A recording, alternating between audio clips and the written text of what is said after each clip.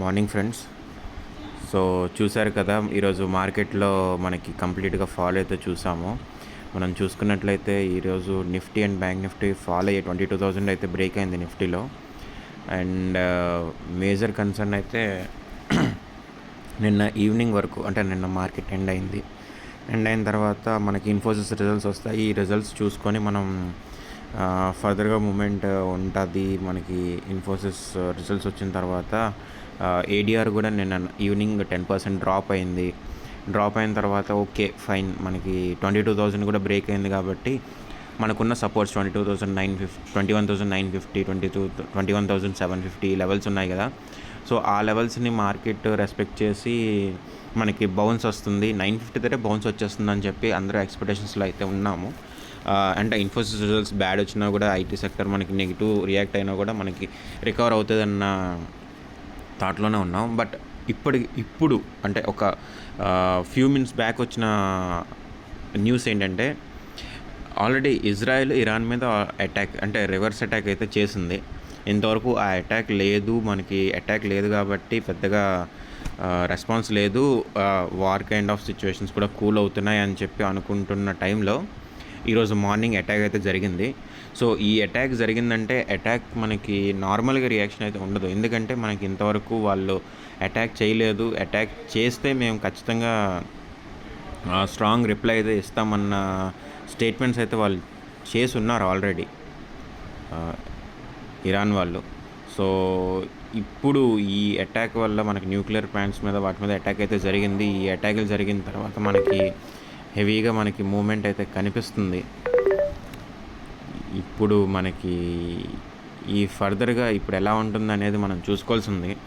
Already మనకి gift Nifty అనేది 22,700 అరౌండ్లోకి వెళ్ళిపోయింది. అండ్ చూసుకున్నట్లయితే మనకి నిన్న మార్కెట్లో ట్రేడ్ చేసింది కానీ ఇవన్నీ ఒక లెక్క అయితే ఇప్పుడు జరిగేది ఇంకొక లెక్క. చూడండి, 21,743కి వెళ్ళిపోయింది. ఆల్మోస్ట్ 281 పాయింట్స్ అనేది ఫాల్ కనిపిస్తుంది. 21,995 దగ్గర నిన్న అయితే ఎండ్ అయింది, కానీ 21,742 దగ్గర మనకి ప్రజెంట్ గిఫ్ట్ నిఫ్టీ అయితే కనిపిస్తుంది. సో ఈ రేంజ్ నెగిటివిటీని అయితే మనం ఈ రేంజ్లో ఎక్స్పెక్ట్ చేయలేదు. అండ్ ఈరోజు కూడా మనకి హెవీ ఫాల్ అయితే కనిపించే ఛాన్స్ ఉంది మార్కెట్లో.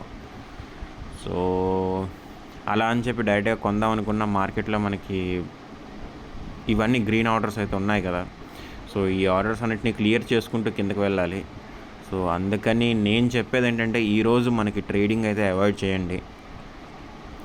ఈరోజు మనకి ఫర్దర్గా కిందకి వెళ్తుంది అన్నప్పుడు మనం తీసుకోవచ్చు, కానీ మనకి ఈ పర్టికులర్ పాయింట్స్ ఏవైతే ఉన్నాయి, 950 పాయింట్ కానీ 850 పాయింట్ కానీ, ఇవన్నీ కూడా మనకి మంచి బేస్ సపోర్ట్స్. కిందకి వెళ్ళినప్పుడల్లా అక్కడ మనకి సపోర్ట్స్ అయితే క్రియేట్ అయ్యి మంచిగా బౌన్స్ అయితే వచ్చేది. సో ఈ సపోర్ట్ లెవెల్స్ని క్రాస్ చేసుకుని కిందకి వెళ్తుందంటే మాత్రం హెవీ ఫాల్ అనే చెప్పాలి. బట్ ఈ హెవీ ఫాల్ని మనం డైరెక్ట్గా ప్రిడిక్ట్ చేయలేము. మార్కెట్లో F&O చేస్తున్న వాళ్ళు ఎవరు కూడా ప్రిడిక్ట్ చేయలేము. ఫ్యూచర్స్ ట్రేడ్ చేస్తున్న వాళ్ళైతే ఓకే, ఫ్యూచర్స్లో అయితే మనం డౌన్ సైడ్ పెట్టుకోవచ్చు. బట్ F&Oలో మాత్రం చాలా జాగ్రత్తగా ఉండాలి. అండ్ ఎవరు కూడా ఇన్ కేస్ మీరు ట్రేడ్ చేస్తారనుకున్నప్పుడు, మీరు వేరే పనుల్లో ఉన్నా ఏమన్నా కూడా ఎవరు కూడా ఈ ట్రేడింగ్ని అయితే తీసుకోవద్దు. ఈరోజు ట్రేడింగ్ తీసుకున్నట్లయితే చాలా చాలా జాగ్రత్తగా అబ్జర్వ్ చేస్తూ ఉండాలి every second and every minute. మనకి నిన్న నేను ఆల్రెడీ మనకి గ్రూప్లో నేను ఇచ్చాను, చూడండి. 132కి నేను బై 22,150 CE అని చెప్పి టైప్ చేశాను. అది ఆ టైంకి 75 దగ్గర ఉంది. నేను టైప్ చేసి మనం వాల్యూ చెప్దామని చెప్పి నేను మళ్ళీ బ్యాక్ వచ్చేసరికి 85కి వచ్చింది. చూస్తుండగానే 120, 130 వరకు వెళ్ళిపోయింది. సో 120, 130 వరకు వెళ్ళిపోయిన తర్వాత నేను అందుకే అక్కడితో అది ఆపేశాను. అండ్ తర్వాత మళ్ళీ చూసుకున్నట్లయితే 150కి వచ్చేసరికి అది మళ్ళీ మనకి 30స్లోకి వచ్చేసింది. అంటే ఎలా పెరిగిందో అలాగే పడిపోయింది అనమాట. అండ్ తర్వాత హీరో ఇచ్చాం, కానీ అది పెద్దగా మనకి ప్రాఫిట్ అయితే ఇవ్వలేదు. 20 నుంచి 24, 25 వరకు వెళ్ళింది. 25 వరకు వెళ్ళిన తర్వాత మళ్ళీ అది కంప్లీట్గా డౌన్ అయిపోయి 0 అయిపోయింది. సో మూమెంట్ అయితే కనిపించలేదు మనకి తర్వాత. సో ఇది మనకి జరిగింది నిఫ్టీలో నిన్న. అండ్ ఈరోజు అయితే మనకి మెయిన్గా మాట్లాడుకోవాల్సింది అయితే ఇదే. ఇన్ఫోసిస్ రిజల్ట్స్ వస్తున్నాయి. ఇన్ఫోసిస్ రిజల్ట్స్ వచ్చిన తర్వాత దీన్ని బేస్ చేసుకుని మనకి కంప్లీట్గా ఐటీ సెక్టర్ అనేది కనిపిస్తుంది. అండ్ బ్యాంక్ నిఫ్టీలో కూడా మనకి హెచ్డిఎఫ్సి బ్యాంక్ రిజల్ట్స్ అయితే ఉన్నాయి. లాస్ట్ టైం మనకి హెచ్డిఎఫ్సి బ్యాంక్ రిజల్ట్స్ ఎప్పుడైతే వచ్చాయో ఆ రోజు నుంచి మనకి మార్కెట్లో ఫాల్ కనిపించింది. అంటే మనకి ఫర్దర్గా అన్నీ కూడా మార్కెట్ ఫాల్ని లీడ్ చేస్తూనే ఈవెంట్స్ అన్నీ ఉన్నాయి. చూద్దాం. రిలయన్స్ కూడా ఉంది మనకి. చూడండి, రిలయన్స్ కూడా ఎర్నింగ్స్ 22nd ఎక్స్పెక్ట్ చేస్తున్నాం. సో మనకి మండే, ఈరోజు ఫ్రైడే కదా, మండే కల్లా మనకి మార్కెట్ హెవీగా మూవ్మెంట్ అయితే ఉంటుంది. వోల్టాలిటీ కనిపిస్తుంది ఖచ్చితంగా ఈ 2 డేస్లో. సో ఈ 2 డేస్ మనం చాలా జాగ్రత్తగా ట్రేడింగ్ అయితే చేసుకోవాలి. ఎవరైనా అవైలబుల్గా ఉండలేము, మనకి వేరే వర్క్స్ ఉన్నాయి అన్న వాళ్ళు ఎవ్వరూ కూడా ట్రేడ్ చేయొద్దు. ఈ 2 డేస్లో కూడా హెవీగా ఫాల్ కనిపించవచ్చు, అలాగే రికవరీ కూడా కనిపించవచ్చు. అండ్ ఏది కూడా ప్రిడిక్ట్ చేయలేని స్టేజ్లో ఉన్నాం. అండ్ ఇప్పుడు మనకు మళ్ళీ ఈరోజు జరిగిన అటాక్కి రిటర్న్ అటాక్ కానీ జరిగిందంటే మనకి మార్కెట్లో ఇంకా కూడా హెవీగా ఫాల్ అయితే కనిపించే ఛాన్సెస్ ఉన్నాయి. ఏషియన్ మార్కెట్స్ అన్నీ కూడా బాగా కరెక్ట్ అవుతున్నాయి. ఆల్రెడీ ఏషియన్ మార్కెట్స్ అన్నీ కూడా రెడ్లో ఉన్నాయి. అండ్ మనకు కూడా గిఫ్ట్ నిఫ్టీ కంప్లీట్ చూసాం కదా, 29 ఇంకా పెరిగిపోతుంది. గిఫ్ట్ నిఫ్టీ చూస్తూ ఉండండి. మనకి న్యూస్ వస్తున్న కొలది నిఫ్టీ ఇంకా కిందకి వెళ్ళిపోతుంది. 21,721 అంట.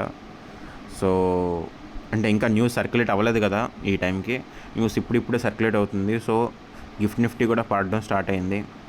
సో అందరూ ఈరోజు అయితే జాగ్రత్తగా ఉండండి, ట్రేడ్ చేసే వాళ్ళందరూ కూడా. ఈ అటాక్ అనేది అయితే మంచిది కాదు, ఎందుకంటే ఇది ఫర్దర్గా ఏదైనా పెద్ద కంట్రీస్ ఎవరైనా ఇన్వాల్వ్ అయినా, లేదా మనకి ఈ అటాక్స్ హెవీ అయినా కూడా ఎవరైనా ఇంపోజిషన్స్ కానీ ఏవైనా వచ్చినా, రష్యా మనకు తెలుసు, రష్యా ఒక సైడ్ ఉంది, యూఎస్ఏ ఒక సైడ్ ఉంది. సో ఈ 2 countries already Russia and Ukraine వార్లోనే చూసాం. వాళ్ళు కొట్టుకునే స్టేజ్కి వెళ్ళి కంప్లీట్గా అక్కడ కొంచెం స్టే అయితే ఇచ్చారు. బట్ ప్రజెంట్ ఇప్పుడున్న సిచ్యువేషన్లో అయితే మాత్రం యూఎస్ అండ్ రష్యా కూడా ఇన్వాల్వ్ అయితే ఈ 2 కంట్రీస్కి చాలా ఏళ్ళ నుంచి మనకి గొడవలు అయితే ఉన్నాయి. అండ్ ఈ గొడవల మధ్యలో ఇప్పుడు ఇవి కూడా ఇన్వాల్వ్ అయ్యాయి అంటే అదొక పెద్ద వరల్డ్ వార్ 3 అనే చెప్పుకోవాలి మనం. సో అందుకే 2 కూడా న్యూక్లియర్ వెపన్స్ని తయారు చేసుకొని ఉంటాయి. హెవీగా అన్ని రకాలుగా కూడా లాసే. సో చూద్దాం నెక్స్ట్ సిచ్యువేషన్స్ ఎలా మారుతాయి, ఏం జరుగుతాయి అనేవి. గ్లోబల్ సిచ్యువేషన్స్ కూడా మనకు అంత ఫేవరబుల్గా కనిపించట్లేదు. సో అందుకే మనమైతే చూద్దాం.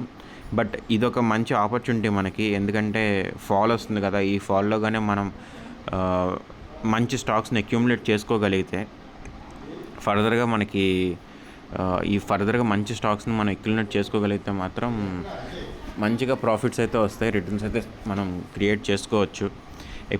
బిగ్ ఫాల్ ఎప్పుడైనా వచ్చిందంటే మనకు అది మార్కెట్లో కొనడానికి మంచి ఆపర్చునిటీగా చూసుకుందాం. F&O ఇవన్నీ వదిలేయండి, ఇవన్నీ ఎప్పుడు ఉండేదే. సో ఈ F&O అవి వదిలేస్తే మనకి మార్కెట్లో ఇండస్ట్రీస్ పరంగా కానీ, లేకపోతే ఏమైనా స్టాక్ పరంగా కానీ ఇదొక మంచి ఆపర్చునిటీ. సో ఆ రకంగానే ఆలోచిద్దాం. ఎవరు ప్యానిక్ అవ్వద్దు. మీ దగ్గర ఉన్న పోర్ట్ఫోలియోలో ఉన్న స్టాక్స్ ఏమైనా మీకు డౌట్గా ఉంది అంటే చెప్పండి, ఆ స్టాక్స్ అనాలిసిస్ కూడా చేసి చెప్తాను. F&O జోలికి అయితే మాత్రం చాలా జాగ్రత్తగా ఉండండి. F&Oలో మాత్రం మనం చూసుకొని వెళ్ళాలి ఈరోజు అయితే మాత్రం. సో అది ఫ్రెండ్స్ ఈరోజు వీడియో. మీ ఫ్రెండ్స్ అందరికీ కూడా చెప్పండి, ఈరోజు న్యూస్ వీడియో ఇది చాలా ఇంపార్టెంట్. ఈరోజు ట్రేడ్ చేయాలంటే మాత్రం చాలా జాగ్రత్తగా చేయండి. Thank you.